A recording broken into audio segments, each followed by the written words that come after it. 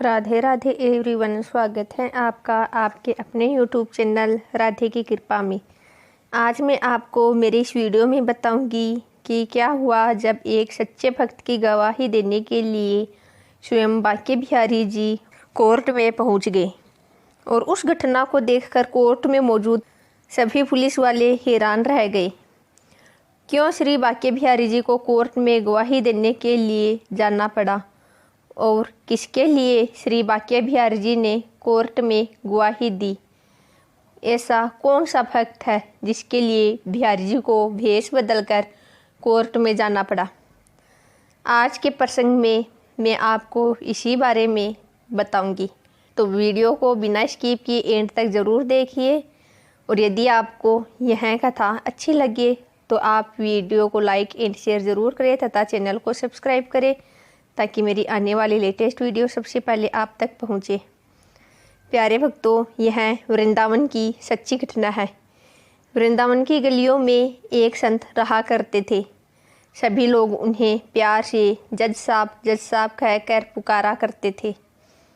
एक समय की बात है, जब कुछ संत वृंदावन की गलियों से गुजर रहे थे, तब एक व्यक्ति ने एक महात्मा से पूछा, बाबा, मेरी समझ में यह नहीं आ रहा कि सभी लोग इन्हें जज साहब कहकर क्यों पुकारते हैं। तब उस महात्मा ने बताया, बेटा, दरअसल वो सन्यासी बनने से पहले एक जिले के जज हुआ करते थे। असल में वह संत एक लोक अदालत में जज थे और कोर्ट में बैठकर लोगों का न्याय किया करते थे। आज से 20 साल पहले की बात है। जिस जिले में यह जज हुआ करते थे, उस जिले के एक छोटे से गांव में एक दीनानाथ नाम का भोला भाला व्यक्ति रहता था। वह श्री बांके बिहारी जी का बहुत ही सच्चा भक्त था। उसकी श्री बांके बिहारी जी में बहुत आस्था थी। कभी कोई घटना हो जाती, कोई उसे कुछ पूछता, भोले भैया यह कम कैसे हुआ, तो वो कह देता, भैया मुझे नहीं मालूम, जो जाने बिहारी जी ही जाने। यदि कभी कोई किसी उलझन में पड़ जाता और वह उससे पूछता, भोले भैया अब क्या करना चाहिए, तो वो दीनानाथ जी कहते थे, भैया मुझे नहीं मालूम, यह बात तो बिहारी जी ही जाने। कहने का तात्पर्य यह है कि जहाँ कैसा भी और कोई भी प्रश्नवाचक चिन्ह लग जाता तो दीनानाथ जी का बस एक ही जवाब होता था, भैया मुझे नहीं पता, बिहारी जी ही जाने। दीनानाथ जी की माता पिता ने उन्हें जो नाम दिया था उसे तो कोई नहीं लेता था, बल्कि उसके स्थान पर उनके भोलेपन के कारण सभी ग्रामवासी उन्हें भोला भैया कहकर ही पुकारा करते थे। दीनानाथ श्री बांके बिहारी जी के बहुत ही सच्चे भक्त थे। वो रोज़ बांके बिहारी जी के मंदिर में जाते थे और मंदिर जाकर बिहारी जी की खूब सेवा किया करते थे। एक दिन की बात है, दीनानाथ जी की पत्नी ने अपने पति से कहा, हमारी बिटिया बड़ी हो चुकी है और उसकी अवस्था अब विवाह योग्य हो गई है, इसलिए कोई अच्छा सा घर बार देखकर हमारी इस बिटिया की शादी जल्दी से करा दो। दीनानाथ जी बोले, हो जाएगी शादी, तुम क्यों चिंता करती हो। अपने पति के ऐसे वचनों को सुनकर उनकी पत्नी बोली, चिंता की तो बात है ही, घर में एक दमड़ी भी नहीं है और बिना पैसों के भला बिटिया की शादी कैसे होगी। पत्नी की बात सुनकर दीनानाथ जी बोले, भाग्यवान तुम, क्यों चिंता करती हो, बिहारी जी चाहेंगे तो सब कुछ अच्छे से ही होगा। और इतना कहकर दीनानाथ जी बिहारी जी के मंदिर में चले गए। बिटिया के लिए लड़का देखा, शादी के दिन निश्चित हो गए। जब बारात आने में 10 दिन शेष रह गए तो दीनानाथ जी की पत्नी ने फिर से अपने पति से कहा, बिटिया की शादी में ज़्यादा समय शेष नहीं रहा और अभी तक आपने पैसों का कोई इंतज़ाम भी नहीं किया। अब आपको पैसों का इंतज़ाम कर लेना चाहिए, नहीं तो हमारी बड़ी बदनामी होगी। पत्नी की बात सुनकर दीनानाथ जी अपने गांव के साहूकार के घर की तरफ चले गए। साहूकार के घर पहुंचकर उन्होंने साहूकार को प्रणाम किया। जब साहूकार ने उनके आने का कारण पूछा तो उन्होंने बड़ी सादगी से उस साहूकार को बता दिया, साहूकार जी, मेरी बिटिया की शादी है और मुझे कुछ पैसों की आवश्यकता है। यदि आप मुझे कुछ पैसे दे देंगे तो मैं कुछ समय बाद ही आपको सूद समेत वो पैसा वापस लौटा दूंगा। साहूकार ने दीनानाथ जी को पैसे दिए और अपने बही खाते में दिन तारीख और जो दीनानाथ जी को पैसे दिए थे वो सब लिख लिए। दीनानाथ जी उस साहूकार से पैसे लेकर और उन पैसों को अपनी जेब में रखकर अपने घर की तरफ चले गए। जब दीनानाथ जी घर पहुँचे तो उन्होंने अपनी पत्नी के हाथों में वह रुपए थमाए और रुपए देने के बाद वो फिर से बिहारी जी के मंदिर में बिहारी जी की सेवा करने के लिए चले गए। आखिरकार वो दिन भी आ गया जिस दिन दीनानाथ जी की बेटी की शादी होनी थी। दीनानाथ जी ने बड़े ही धूमधाम से अपनी बिटिया की शादी की। उसे बहुत सा दान दहेज देकर अपने घर से विदा किया। जब बिटिया की शादी हो गई और बिटिया अपने ससुराल पहुंच गई तो दीनानाथ जी ने अपने दोनों बेटों को बुलाया और अपने दोनों बेटों से कहा, बेटा, बिहारी जी की कृपा से तुम्हारी बहन की शादी बड़े ही धूमधाम से संपन्न हो गई। अब तुम भी बड़े हो गए हो, इसलिए बेटा तुम दोनों को अपनी जिम्मेदारी समझते हुए अब तुम्हें कोई काम धंधा देख लेना चाहिए। दीनानाथ जी के दोनों पुत्र बड़े ही आज्ञाकारी थे। जब दोनों बेटों ने अपने पिता की ऐसी बातों को सुना तो बड़ा बेटा बोला, ठीक है पिताजी, हम दोनों भाई कल ही शहर चले जाते हैं और शहर जाकर कोई काम धंधा ढूंढते हैं। बेटों की बात सुनकर दीनानाथ जी बहुत खुश हुए और अपने बेटों को आशीर्वाद देते हुए वह बिहारी जी के मंदिर को चले गए और बिहारी जी की सेवा में लग गए। दीनानाथ जी के दोनों पुत्र बड़े ही होनहार थे। वे दोनों शहर गए और शहर जाकर उन्होंने खूब मेहनत की। करीब 6 माह के पश्चात दीनानाथ जी के दोनों बेटे अपने घर वापस लौट आए और शहर से कमाकर खूब सारा धन लेकर आए। वे अपने घर वापस लौटे। घर आकर उन दोनों बेटों ने अपने पिता दीनानाथ जी से कहा, पिताजी, आपने जो साहूकार से पैसे उधार लिए थे उन पैसों को आप ले जाकर ब्याज सहित उस साहूकार को वापस कर दो, क्योंकि हम दोनों भाई शहर से पैसा कमा कर लाए हैं। पुत्रों की बात सुनकर दीनानाथ जी ने दोनों बेटों से पैसे लिए और साहूकार के घर की तरफ चले गए। साहूकार के घर की तरफ जब वो जा रहे थे तो रास्ते में ही श्री बांके बिहारी जी का मंदिर था। दीनानाथ जी मंदिर में गए, बांके बिहारी जी को प्रणाम किया। प्रणाम करने के बाद में वह साहूकार के घर की तरफ चले गए। दीनानाथ जी साहूकार के घर पहुँचे, साहूकार को प्रणाम किया। साहूकार ने पूछा, बताओ भोले भैया, कैसे आना हुआ? क्या कोई और आवश्यकता है पैसों की?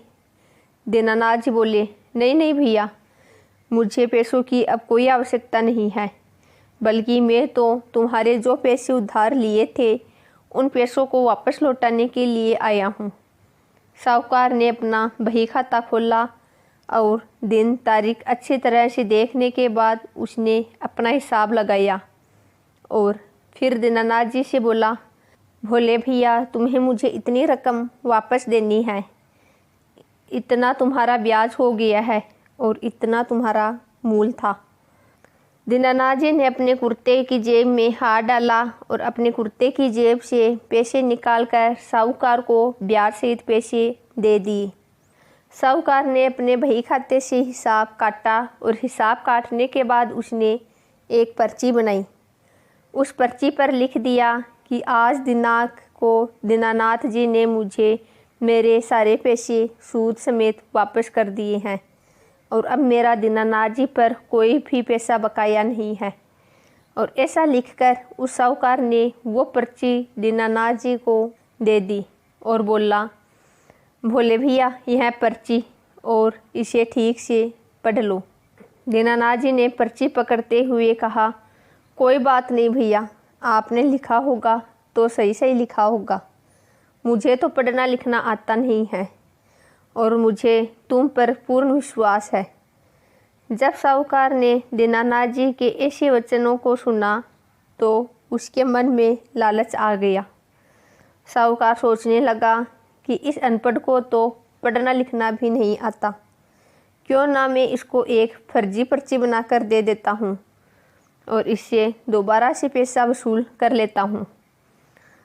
जब उस जमींदार के मन में पाप आ गया तो उसने पहले वाली पर्ची को तो बही खाते में रख दी और उसके स्थान पर एक दूसरी पर्ची तैयार की और उस पर पेंसिल से आड़ी तिरछी लकीरें खींच दी और उस पर्ची को दीनानाथ जी को देते हुए बोला, लो भोले भैया तुम्हारे हिसाब की पर्ची।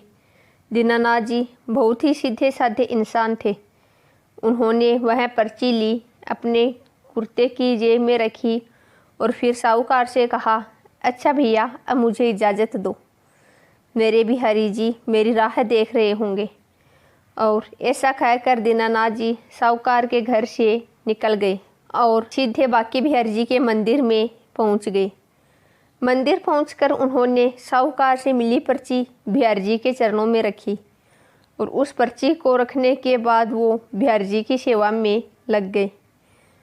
कुछ दिनों के बाद उस साहूकार ने अपना एक आदमी दीनानाथ के घर भेजा और उसे भेजकर यह संदेशा भिजवाया कि आपने जो साहूकार से पैसे लिए थे, साहूकार ने वह पैसे वापस मांगे हैं। जब दीनानाथ जी के घर वालों को उस आदमी ने यह संदेश दिया तो दीनानाथ जी के घर वालों ने दीनानाथ जी को बुलाया और उनके पुत्रों ने अपने पिता से पूछा, पिताजी हमने जो आपको पैसे दिए थे क्या वह आपने साहूकार को अभी तक नहीं दिए? अपने पुत्रों के ऐसे वचनों को सुनकर दीनानाथ जी कहने लगे, नहीं नहीं बेटा, मैं तो साहूकार का पूरा हिसाब कर कर आया था और उस साहूकार ने मुझे एक पर्ची भी दी थी। दीनानाथ के बेटों ने कहा, तो शायद उनसे कोई गलती हो गई होगी। एक काम करो पिताजी, आप उनके पास जाओ और उनसे कहना कि मैंने तो आपका पूरा हिसाब कर दिया, फिर आपने मेरे घर पर अपना आदमी वसूली के लिए क्यों भेजा?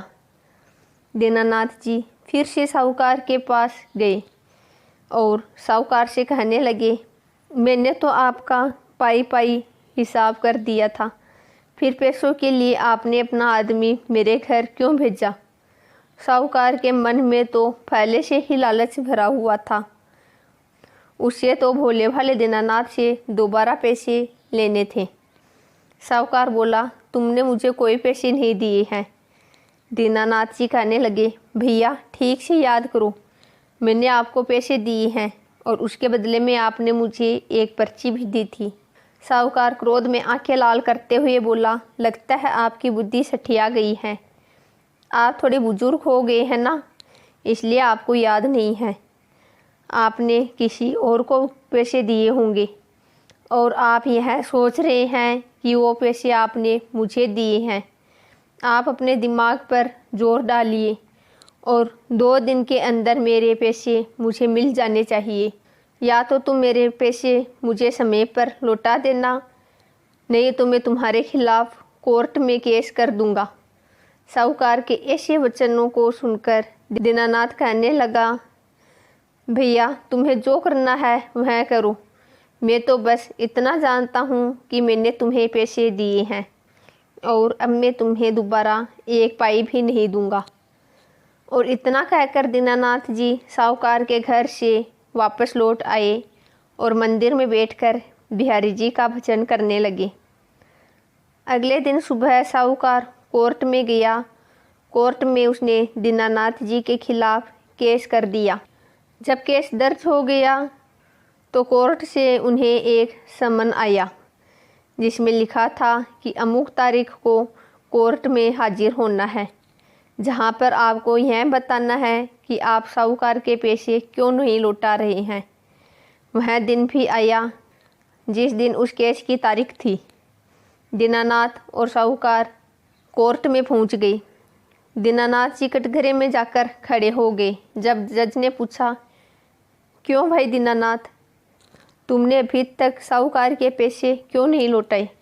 तो दीनानाथ जी कहने लगे, जज साहब, मैंने तो इनका पाई पाई हिसाब कर दिया और पता नहीं यह क्यों मुझ पर अकारण ही दोष लगा रहे हैं। जज ने पूछा, दीनानाथ जी, जब तुमने साहूकार को पैसे दिए थे तो साहूकार से तुमने कोई सबूत लिया था? तो दीनानाथ जी बोले, जी हुजूर, मैंने जब साहूकार को रुपए लौटाए थे तो साहूकार ने मुझे सबूत के तौर पर एक पर्ची दी थी। जब जज ने पूछा, कहाँ है वो पर्ची, क्या तुम उस पर्ची को मुझे दिखा सकते हो? दीनानाथ ने अपने कुर्ते की जेब में वो पर्ची निकाली जो साहूकार ने बना कर दी थी और जज साहब की तरफ बढ़ा दी। जब जज साहब के सामने वह पर्ची आई तो पर्ची देखकर जज साहब बोले, इसमें तो ऐसा कुछ भी नहीं लिखा है जिससे यह पता चल सके कि तुमने साहूकार के पैसे लौटा दिए हैं। जज साहब की यह बात सुनकर दीनानाथ जी रोने लगते हैं और रोते रोते कहते हैं, जज साहब, मुझे इस साहूकार ने जो पर्ची दी थी वो मैंने आपको दिखा दी है, इससे आगे मैं कुछ नहीं जानता। जज साहब बोले, दीनानाथ जी, रो मत, मुझे यह बताओ, जब तुमने साहूकार को पैसे दिए थे तो उस समय तुम दोनों के अलावा वहाँ पर क्या कोई तीसरा व्यक्ति भी मौजूद था? जज की बात सुनकर दीनानाथ जी बोले, जी हुजूर, वहाँ पर हम दोनों के अलावा बिहारी जी मौजूद थे और मुझे पैसे देते हुए बिहारी जी ने देखा था। जब दीनानाथ ने यह बताया तो वह जज साहब सोचने लगे कि जब दीनानाथ ने पैसे दिए होंगे तो कोई बिहारी नाम का शख्स वहाँ होगा। उस जज को क्या पता था कि दीनानाथ जिस वाक्य बिहारी जी के बारे में बता रहा है वो तो तीनों लोकों के मालिक है और तीनों लोकों के पालन करता है। जज ने बिहारी जी के नाम का वारंट निकाला और कोर्ट में मौजूद अपने सिपाही से बोला कि वारंट लेकर दीनानाथ जी के गांव जाओ और उस बांके बिहारी को वारंट देकर आओ। और इतना कहकर उस जज ने दीनानाथ और साहूकार को भी घर भेज दिया और दोनों से कहा, आज से 3 दिन बाद फिर से तुम्हें अदालत में आना है। दूसरे दिन हुआ सिपाही बांके बिहारी जी का वारंट लेकर दीनानाथ जी के गांव में पहुंच गया। सिपाही को बांके बिहारी नाम के व्यक्ति को ढूंढते ढूंढते सुबह से दोपहर हो गई थी, लेकिन पूरे गांव में बांके बिहारी नाम का कोई शख्स नहीं मिला। वह सिपाही बांके बिहारी को ढूंढते ढूंढते गांव के बाहर आ गया तो उसे एक बच्चा आता हुआ दिखाई दिया। सिपाही उस बच्चे के पास पहुंचा और उस बच्चे से पूछने लगा, बेटा, बांके बिहारी जी का घर कहाँ है? तो उस बच्चे ने मंदिर की तरफ इशारा करते हुए कहा, वो जो मंदिर देख रहे हो ना, वहीं रहते हैं बिहारी जी। बच्चे की बात सुनकर वह सिपाही सोचने लगा, शायद कोई मंदिर का पुजारी होगा जिसका नाम बांके बिहारी है। सिपाही मंदिर के द्वार पर पहुंचा और मंदिर के दरवाजे पर खड़ा होकर आवाज़ लगाने लगा, क्या कोई अंदर है?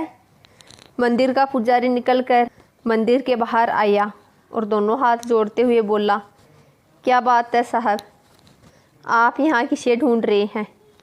पुजारी की बात सुनकर वह सिपाही बोला, बांके बिहारी यहीं रहते हैं।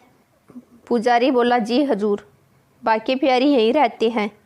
उस सिपाही ने सवाल किया, आप कौन? तो पुजारी बोला, साहब, मैं बांके बिहारी जी का सेवक हूँ। इतना सुनते ही सिपाही ने अपने थैली में हाथ डाला और कई वारंटों के बीच में से बांके बिहारी जी का वारंट निकाला और पुजारी को देते हुए कहा, लो, यह है तुम्हारे मालिक बांके बिहारी का कोर्ट का वारंट है और आप इस पर्चे पर अपने साइन कर दीजिए। पुजारी ने भी कुछ नहीं सोचा और उसने भी साइन कर दिए। साइन करने के बाद पुजारी उस सिपाही से पूछने ही वाला था, लेकिन सिपाही इतनी जल्दी में था कि पुजारी के साइन करते ही उसने जल्दी से वो पर्चा लिया और उसे अपनी जेब में रखकर साइकिल पर निकल गया और तुरंत ही वहाँ से चला गया। पुजारी जी सोचने लगे, बांके बिहारी जी के नाम का वारंट, आखिर यह वारंट कोर्ट ने क्यों भेजा है। जब उस पुजारी ने वारंट खोला तो उसे पता चला यह वारंट तो भोले भैया के कारण कोर्ट ने बांके बिहारी जी को भेजा है।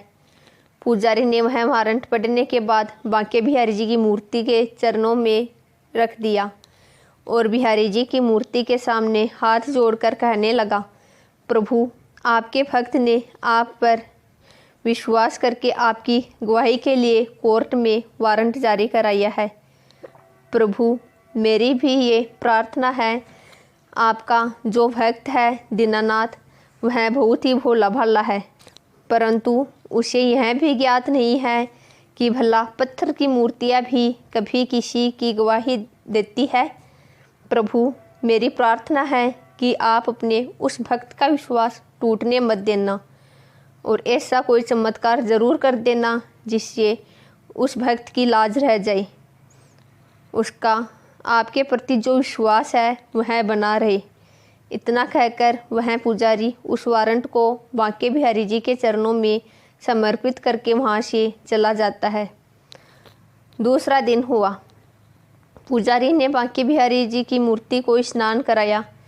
स्नान कराने के बाद पुजारी ने बिहारी जी की मूर्ति के सामने कई सारे वस्त्र रख दिए और बिहारी जी की मूर्ति के आगे हाथ जोड़कर कहने लगा, भगवान, आपके सामने कई सारे वस्त्र रखे हुए हैं, आपको जो पसंद हो वह पहन लेना, लेकिन अपने उस भोले भाले भक्त की गवाही देने कोर्ट ज़रूर जाना। पुजारी मंदिर से बाहर चला गया। जब कोर्ट जाने का समय हुआ तो दीनानाथ जी सबसे पहले बिहारी जी के मंदिर में गए। बिहारी जी को प्रणाम किया और बिहारी जी को प्रणाम करके कहने लगा, प्रभु, आपको तो पता ही है, मैंने साहूकार से जो पैसे लिए थे वह उसे लौटा दिए और उसकी पाई पाई का हिसाब कर दिया और अब वो मुझ पर झूठा आरोप लगा रहा है और अदालत में वह मुझे बेईमान सिद्ध करना चाहता है। इसलिए प्रभु, आप कोर्ट में ज़रूर आना और उस जज को साफ साफ बता देना जो सत्य है। बिहारी जी की मूर्ति के सामने ऐसा कहा और फिर बिहारी जी की मूर्ति को प्रणाम किया। उसके बाद वह कोर्ट के लिए निकल गया। कुछ समय पश्चात वे कोर्ट में पहुंच जाते हैं। कोर्ट की कार्रवाई शुरू होती है। जज साहब अपनी कुर्सी पर बैठ जाते हैं। जज साहब ने दीनानाथ जी से कहा, दीनानाथ जी, आपके गवाह बांके बिहारी कहाँ हैं? तो दीनानाथ बोले, हजूर, वो आते ही होंगे। जज ने अपने अर्दली से कहा कि बांके बिहारी को बुलाओ और अर्दली ने जब आवाज़ लगाई, बांके बिहारी हाजिर हो, बांके बिहारी हाजिर हो। तीसरी बार जैसे ही उसने कहा बांके बिहारी, इतना ही कह पाया था कि पीछे से आवाज़ आई, जी जज साहब, मैं आ चुका हूँ। साहूकार ने जब ऐसी आवाज़ सुनी तो साहूकार भी सोच में पड़ गया कि जब दीनानाथ ने मुझे पैसे दिए थे तब तो वहाँ पर कोई नहीं था, फिर यह बुढ़ा कहाँ से आ गया। जज ने जब पीछे से आई हुई आवाज़ की तरफ अपनी दृष्टि दौड़ाई तो उन्होंने देखा एक बुजुर्ग व्यक्ति कोर्ट की तरफ चला आ रहा है। उसके कपड़े फटे हुए हैं, सर पर एक साफा बंधा हुआ है, गले में रुद्राक्ष की माला है और चेहरे पर एक अलग ही विलक्षण तेज है और मंद मंद मुस्कुराते हुए कोर्ट की तरफ चला आ रहा है। उस जज ने अपने जीवन काल में बहुत से लोगों को देखा था। वह जज एक से एक अच्छे व्यक्तियों से मिला था, लेकिन जो तेज उस बुजुर्ग व्यक्ति के चेहरे में दिख रहा था, ऐसा विलक्षण तेज वाला व्यक्ति उसने आज तक नहीं देखा था। वह बुजुर्ग कटघरे में आकर खड़ा हो गया। जज ने जब पूछा, क्या तुम्हारा नाम ही बांके बिहारी है? तो वह बुजुर्ग बोला, जी जज साहब, मेरा नाम ही बांके बिहारी है। जज साहब ने उस बुजुर्ग से दूसरा सवाल किया कि जब दीनानाथ ने साहूकार को पैसे लौटाए थे, क्या तुम उस समय वहाँ मौजूद थे? तो वह बुजुर्ग व्यक्ति बोला, जी हजूर, मैं वहाँ मौजूद था और दीनानाथ ने सारे पैसे सूद समेत मेरे सामने ही दिए थे। जब बुजुर्ग की बातों को साहूकार ने सुना तो साहूकार कहने लगा, जज साहब ये बुढ़ा व्यक्ति झूठ बोल रहा है। जज साहब ने कहा, ऑर्डर ऑर्डर। साहूकार जी, जब आपको बोलने का मौका दिया जाए तभी आप बोलिए, बीच में बोलकर अदालत की कार्रवाई में व्यवधान न उत्पन्न करें। जज की बात सुनकर साहूकार शांत हो गया। फिर जज ने बिहारी जी की तरफ देखते हुए बिहारी जी से पूछा, बिहारी जी, आपने बताया कि जब दीनानाथ ने पैसे दिए तब आप वहां मौजूद थे और आपके सामने ही दीनानाथ ने साहूकार के पैसे लौटाए थे। क्या इस बात का आपके पास कोई सबूत है? तब बिहारी जी ने कहा, जी बिल्कुल, मेरे पास इस बात का सबूत है। जज ने पूछा, क्या सबूत है? तो बिहारी जी बोले, जज साहब, साहूकार जहाँ बैठता है उसके बाईं तरफ एक अलमारी है। उस अलमारी के भीतर 3 दराज है। उस अलमारी के बीच वाली दराज में एक लाल रंग का बही खाता है। उस बही खाते के 44 नंबर पेज पर एक पर्ची है जिस पर लिखा है कि उक्त दिनांक को दीनानाथ ने मेरे सारे पैसे सूद समेत मुझे लौटा दिए हैं और मेरा दीनानाथ पर कोई भी पैसा बकाया नहीं है। जज साहब ने साहूकार से पूछा, क्या तुम्हारे घर पर ऐसी कोई अलमारी है? तो साहूकार बोला, जी जज साहब, मेरे घर में एक अलमारी है। जज ने साहूकार से अलमारी की चाबी मांगी और उस चाबी को एक सिपाही को देते हुए कहा, तुम अभी साहूकार के घर जाओ और यह देख कर आओ कि यह जो बांके बिहारी जी कह रहे हैं क्या ये सत्य है। इसके कहे अनुसार यदि उस अलमारी में कोई बही खाता हो तो तुरंत उस बही खाते को अदालत में लेकर आना। जज का आदेश पाते ही वह पुलिस वाला उस साहूकार के घर में चला जाता है और वहाँ से वह बही खाता लेकर आता है और लाकर जज साहब को दे देता है। जब जज साहब ने वह बही खाता खोला तो उसमें से वह पर्ची निकल आती है जो साहूकार ने दीनानाथ जी से पैसे लेते समय बनाई थी। और जब उसे पता चला था कि दीनानाथ जी को तो पढ़ना लिखना नहीं आता है तो उसने वह पर्ची तो अपने बही खाते में ही रख दी थी और एक दूसरी फर्जी पर्ची बनाकर उसे दीनानाथ जी को दी थी। जज साहब ने पर्ची पढ़ी तो उन्हें पूरा मामला समझ आ गया कि साहूकार झूठ बोल रहा है। जज साहब ने साहूकार से पूछा, तुमने दीनानाथ पर झूठा इल्ज़ाम क्यों लगाया? तो साहूकार हाथ जोड़कर जज से माफ़ी मांगने लगा और सब कुछ जज को बता दिया। जज ने अपने सिपाही को आदेश दिया, साहूकार को गिरफ्तार कर लो और इसे जेल में डाल दो। जज ने बिहारी जी को धन्यवाद देने के लिए जैसे ही कटघरे की तरफ देखा तो वहाँ से बिहारी जी गायब हो चुके थे। उन्होंने दीनानाथ जी से पूछा, बिहारी जी कहाँ गए? दीनानाथ जी बोले, हुजूर, उन्हें तो बहुत सारे काम रहते हैं, उनके बहुत से मंदिर है और उन्हें सबको देखना पड़ता है, इसलिए वह तो चले गए। जज साहब बोले, कोई बात नहीं दीनानाथ जी, अब आप भी अपने घर जा सकते हैं। जज ने अदालत की कार्रवाई समाप्त की। कार्रवाई समाप्त करने के बाद उसने उसी सिपाही को बुलाया जो बिहारी जी को वारंट देने बिहारी जी के घर गया था। उस सिपाही से जज ने कहा, मुझे उस बुजुर्ग व्यक्ति बांके बिहारी जी से मिलने की इच्छा है। सिपाही बोला, साहब अब क्या रह गया? जज साहब बोले, भाई आज मेरे हाथों से पाप होने से बच गया, नहीं तो आज मैं उस बेकसूर दीनानाथ को सबूत के अभाव में सज़ा दे देता। आज उस बुजुर्ग ने आकर मुझे यह पाप करने से बचा लिया, इसलिए मैं उस बुजुर्ग से मिलकर उन्हें धन्यवाद देना चाहता हूँ। एक तो ये वजह है उनसे मिलने की और दूसरी यह है कि जब से मैंने उस बुजुर्ग बांके बिहारी को देखा तब से मेरा मन कुछ विचलित है।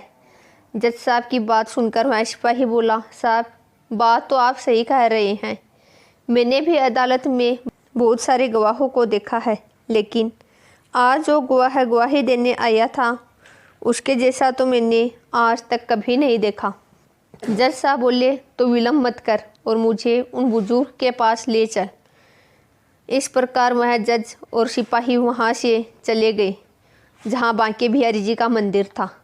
वे मंदिर पहुँच गए और जब दोनों ने मंदिर में प्रवेश किया तो जज और सिपाही दोनों ही हैरान रह गए, क्योंकि मंदिर में जो मूर्ति की छवि थी उसकी छवि और आज जो अदालत में गवाही देने बुजुर्ग आया था उसकी छवि एक समान थी। जज साहब यह देखकर हैरान में पड़ गए। जज साहब ने सिपाही से पूछा, तुमने वारंट कैसे दिया था?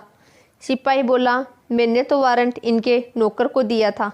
जब मैंने नौकर से पूछा था बिहारी जी के तुम कौन हो, तो उसने मुझे बताया कि मैं बिहारी जी का सेवक हूँ। जज साहब ने सिपाही से कहा, अब कहाँ होंगे वह बिहारी जी के सेवक? सिपाही बोला, आप यहीं रुकिए, मैं अभी उन्हें देखकर और बुला कर लाता हूँ।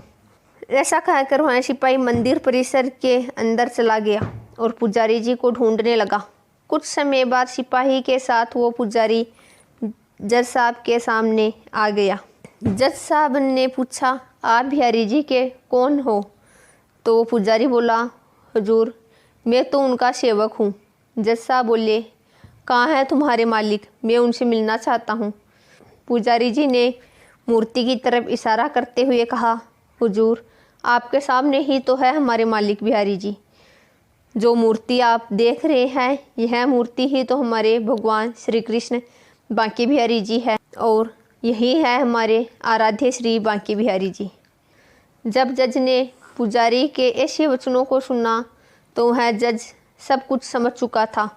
उसे पता चल चुका था कि आज उसकी अदालत में कोई और नहीं बल्कि स्वयं साक्षात भगवान श्री कृष्ण जी ही गवाह के रूप में अपने भक्त की गवाही देने के लिए आए थे। यह पता चलते ही उस जज ने सब कुछ छोड़ा और उन्होंने वृंदावन की प्रीत लगा ली और तब से आज तक वो बांके बिहारी जी का स्मरण करते हुए वृंदावन की गलियों में ही घूमते रहते हैं। तो प्यारे भक्तों, आपको मेरी यह कहानी कैसी लगी?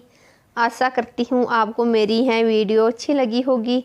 यदि आपको मेरी यह वीडियो पसंद आई हो तो वीडियो को लाइक करके कमेंट में जय श्री कृष्णा ज़रूर लिखें और हमारे चैनल पर यदि आप पहली बार हो तो कृपया चैनल को सब्सक्राइब ज़रूर कर लें। और आप सभी भक्तों को राधे राधे।